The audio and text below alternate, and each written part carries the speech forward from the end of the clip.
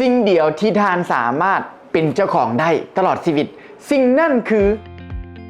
มีพระราชาองค์หนึ่งใกล้จะสิ้นประสนพระราชาองค์นี้ได้เอิ้นเมียทั้ง4คนมาถามพระราชาองค์นี้ถามเมียผู้ที่หนึ่งซึ่งเป็นเมียผู้หนุ่มน้อยว่าเจ้าสามารถตายไปกับข่อยได้บ่เมียหนุ่มน้อยผู้นี้ก็ตอบว่าข่อยบ่สามารถตายไปกับเจ้าได้ย้อนว่าข่อยมีหลายสิ่งหลายอย่างที่จะต้องได้เฮ็ดพระราชาถามเมียผู้ที่2ว่าแล้วเจ้าเดสามารถตายไปกับข่อยได้บ่ข่อยเองก็เช่นเดียวกันมีหลายสิ่งหลายอย่างมีเป้าหมายมีความฝันที่ข่อยจะต้องได้เฮ็ดข่อยบ่สามารถไปนำเจ้าได้พระราชาถามเมียผู้ที่3ต่อไปว่าเจ้าเป็นภรรยาที่อยู่น้ำข่อยดนนานเหลือเกินเจ้าได้สามารถตายไปน้ำข่อยได้บ่เมียผู้ที่3ตอบว่าถึงว่าข่อยจะอยู่น้ำเจ้าดนแสนนานปานใดก็ตามข่อยบ่สามารถไปน้ำเจ้าได้เหลือความหวังสุดท้ายนั่นก็คือพระราชา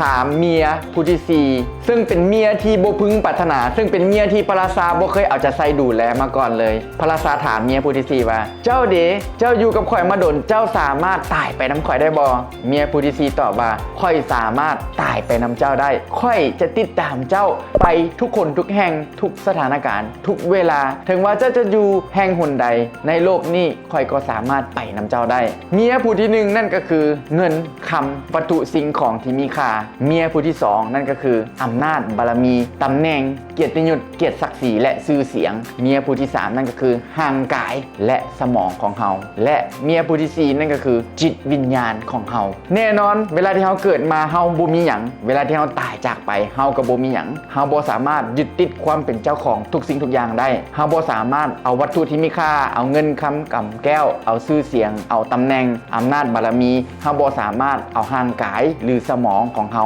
ไปนำเฮาได้มีเพียงแต่จิตวิญญาณเท่านั้นจะสามารถติดตัวไปนำเฮาได้แล้วเมื่อเฮาฮู้ว่าจิตวิญญาณเป็นสิ่งที่เฮายึดครองเป็นเจ้าของตลอดชีวิตบ่ว่าจะเป็นชาติแล้วชาตินี้และชาติต่อๆไปแล้วพวกเฮาเองได้เอาใจใส่เบิ่งแยงดูแลจิตวิญญาณที่ดีของเฮานี่เพียงพอแล้วหรือยังจิตวิญญาณที่สูงส่งและบริสุทธิ์จิตวิญญาณที่แข็งแกร่งเป็นสิ่งที่เฮาจะต้องได้พัฒนาศักยภาพในตัวเฮาขึ้นไปเรื่อยๆจิตวิญญาณที่สูงส่งและบริสุทธิ์นั่นก็คือการซื่อสัตย์การเคารพตนเองการซื่อสัตย์เคารพผู้อื่นสิ่งที่สำคัญก็คือเฮาต้องมีความเมตตาเห็นอกเห็นใจผู้อื่นเฮ็ดเพื่อผู้อื่นคิดเพื่อผู้อื่นและช่วยเหลือผู้อื่นนั่นเองนี่จึงเอิ้นว่าแม่นจิตวิญญาณที่สูงส่งและบริสุทธิ์เวลาที่เฮายังมีชีวิตอยู่จงสร้างคุณงามความดีจงใช้ชีวิตอย่างมีคุณค่าจงใช้ชีวิตอย่างมีความหมายโดยการเฮ็ดเพื่อผู้อื่นนั่นเองนี่จึงเอิ้นว่าแม่นจิตวิญญาณที่สูงส่งและบริสุทธิ์ครูเซงเชื่อมั่นเสมอว่าการลงทุนที่คุ้มค่าที่สุดนั่นก็คือ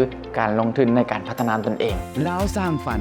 สร้างคนสร้างประเทศพวกเขามีวิสัยทัศน์อยากจะเปลี่ยนแปลงและพัฒนาผู้คนให้มีชีวิตการเป็นอยู่ที่ดีขึ้นพวกเขามีหลักสูตรฝึกอบรมหลากหลายบอกว่าจะเป็นอิคิไก